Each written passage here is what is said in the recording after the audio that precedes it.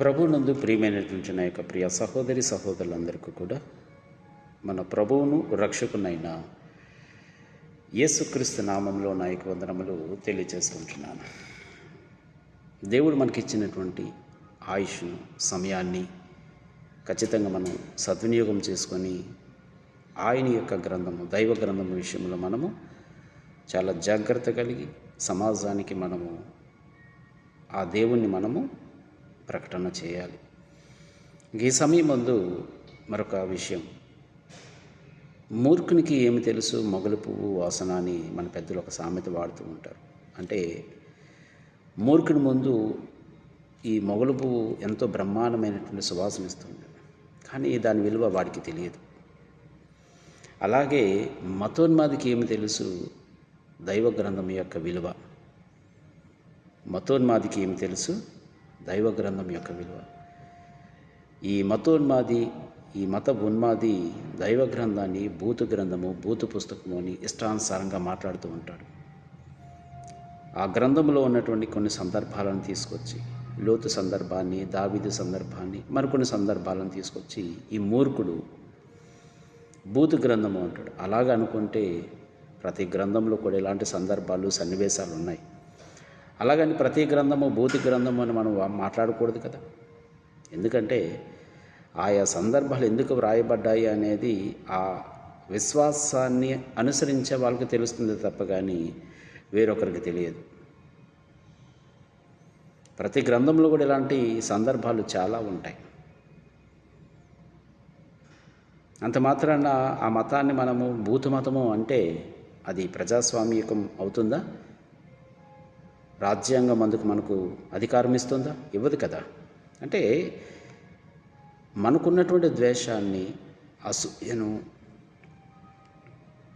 మనం వెళ్ళబుచ్చడం చేస్తున్నాం తప్ప కానీ ఆ గ్రంథంలో ఆ సందర్భాలు ఎందుకు వ్రాయబడ్డాయి అనేది తెలుసుకోవాలన్న ఆలోచన ఉండదు, పరిశీలన చేయాలనేటువంటి తపన కూడా ఉండదు. కేవలము ద్వేషం. క్రైస్తవ్యం అంటే ద్వేషము అనేటువంటి ఒక పాయింట్లోనే ఇష్టానుసారంగా మాట్లాడతారు. దేవుడు ఈ గ్రంథాన్ని వ్రాయించాడు అంటే ఈ గ్రంథము కేవలం దైవ గ్రంథమే కాదు, చరిత్రతో కూడిన దైవ గ్రంథము. అంటే గతంలో జరిగిన విషయాలను తన భక్తుల ద్వారా రాయిపించి ఈరోజు మన ముందు పెట్టాడు. గతంలో ఏం జరిగింది, దేవుడు వాటికి ఎలాంటి శిక్షలు వేశాడు అనే దానికి ఈరోజు మనం చదువుకుంటున్నాం. లోతు పిల్లలు, ఇద్దరు కుమార్తెలు లోతుతో తప్పు చేసి వారి ద్వారా వచ్చిన సంతానము మోయాబీలు, అమ్మోనీలు. మోయాబీలు, అమ్మోనీలు. దేవుడు వీరిని తన ప్రజలుగా స్వీకరించలేదు. లోతు అబ్రహాము తమ్ముని కుమారుడు అయినప్పటికీ కూడా, అబ్రహాము సంతానపు వాడైనప్పటికీ కూడా లోతు పిల్లలు చేసినటువంటి తప్పును బట్టి దేవుడు ఆ యొక్క సంతానాన్ని, అమ్మోనీలను, మోయాబీలను దేవుడు తన ప్రజలతో అంటే ఇశ్రాయేలీలతో వారిని చేర్చలేదు, వారిని సెపరేట్గా వదిలేశాడు. అట్లాగని వారిని నాశనం చేయలేదు. అయితే ఆ తప్పును బట్టి తన ప్రజలుగా దేవుడు వారిని స్వీకరించలేదు. అంటే ఇది జరిగిన విషయాన్ని ఈరోజు మనకెందుకు తెలియపరిచాడు అంటే, తప్పు చేస్తే నువ్వు సమాజంలో బ్రతకడానికి వీలుగా ఉంటుందే తప్ప కానీ దేవుని బిడ్డగా బ్రతకడానికి వీలుండదు.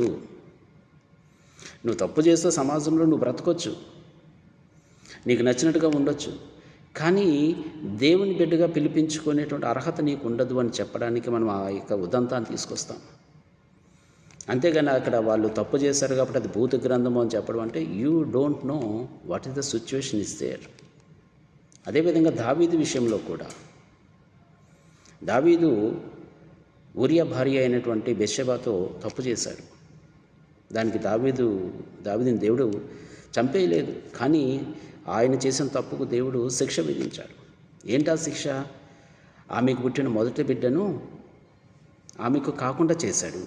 అదేవిధంగా దావీదు చేసిన రీతిగానే దావీదు ఉపపత్నులతో తన కుమారుడు తప్పు చేసే విధంగా శిక్ష విధించాడు. అంటే ధర్మశాస్త్ర ప్రకారం ముళ్ళును ముళ్ళుతోటే తీయడం. నువ్వు ఏ కొలతతో కొలిచావో అదే కొలతతో దేవుడు ధర్మశాస్త్రంలో చేశాడు. దావీదు చేసిన తప్పు మాదిరిగానే మరలా ఆయనకు శిక్ష విధించాడు. ఇదెందుకు మనకి ఇచ్చాడు అంటే, ఆనాడు ఇశ్రాయేలీయులను దేవుడు పరిపాలించేటప్పుడు వారికి ఇచ్చిన ధర్మశాస్త్రం అనేటువంటి దానిని జాగ్రత్తగా అవలంబించకపోతే ఏ విధమైన శిక్ష విధించాలని చెప్పడానికి మనకు ఆ ఉదంతం ఉంది. అంటే చరిత్ర ఇది చరిత్రగా మనం చూడట్లేదు.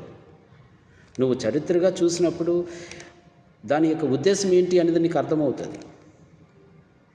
కానీ ఈ మూర్ఖులకు అది అర్థం కాదు, ఈ మతోన్మాదులకు అది అర్థం కాదు.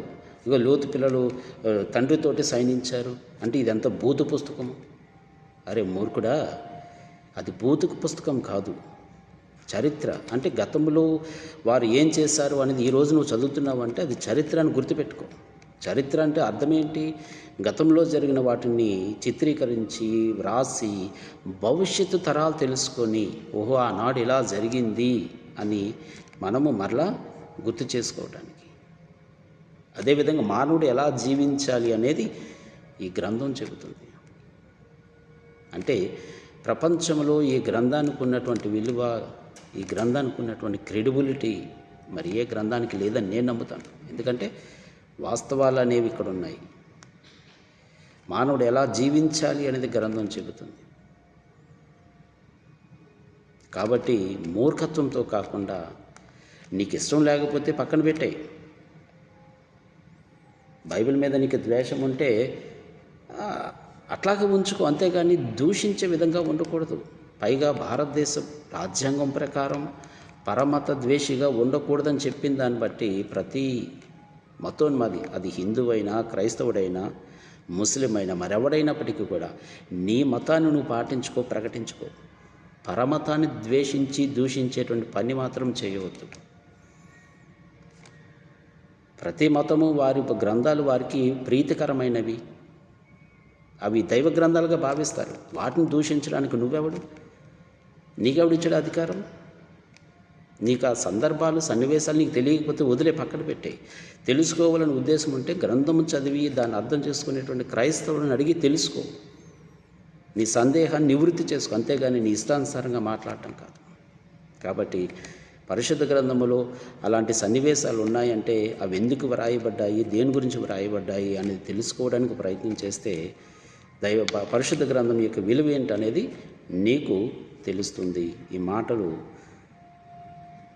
మతోన్మాదులకు కనువిప్పు కలగాలని చేస్తున్నవే తప్ప కానీ ఎవరిని విమర్శించాలని కాదు. అందరికీ కూడా నా యొక్క వందనములు.